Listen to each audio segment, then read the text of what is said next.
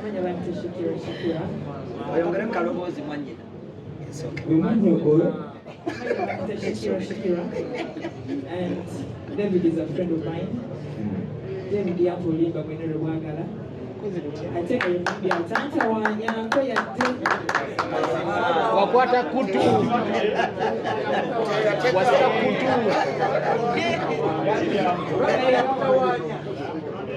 Yogera ku David. Wasika kutu n'otwala.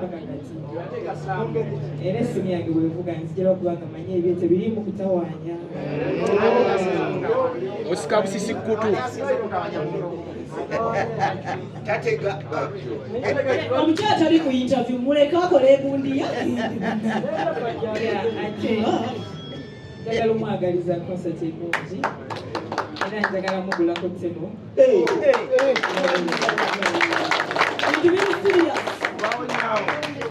Yeah, because for David to see movie. See movie, abamanyi abayimbi mu bamanyi. Atatawanya. Kuba banga nkoze n'omuntu oluyimba ne mutanda banga nnyimba naye mumanya atawanya. Tulabira. Kitegedde.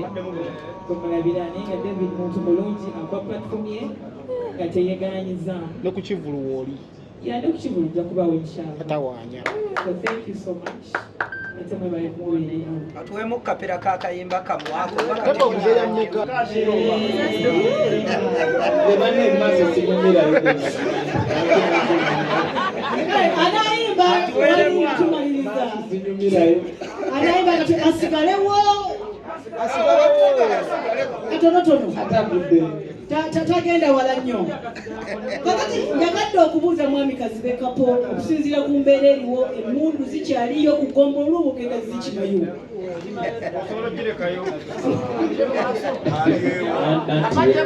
Kazibaje maaso.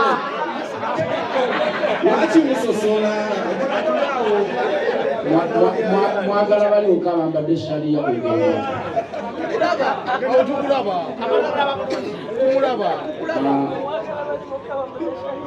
Ladies and gentlemen, because money Uganda,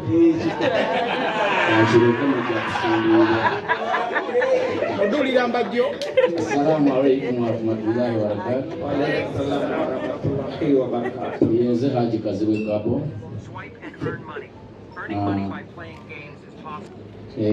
Emyaka mingi nze obukulu siweegaana buli muntu omukulu kyaba nakyongezezaako okuba nakyo bantu beegaana bukulu lwa mbeera mbi kale n'olwekyo kyenneebaza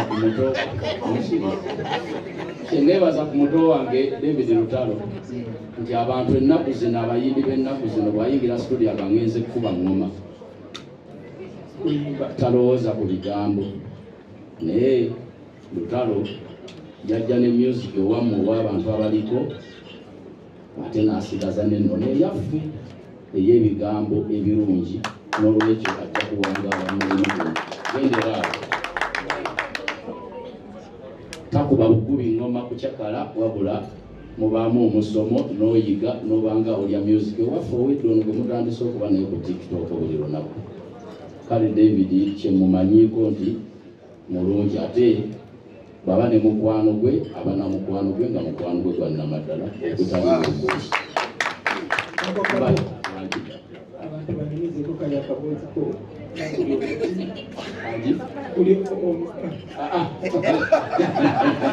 kale bagamba bugambye nti ennaku z'omwezi nga 8 Novemba tubeere bangi nnyo okulaga okusiima olw'emyaka 15 gy'amaze mu ndongo tumuwe amaanyi n'okweyongerayo mpaka tubeere bangi nnyo tujje tumuwagire wano ku Serena mwebale nnyo.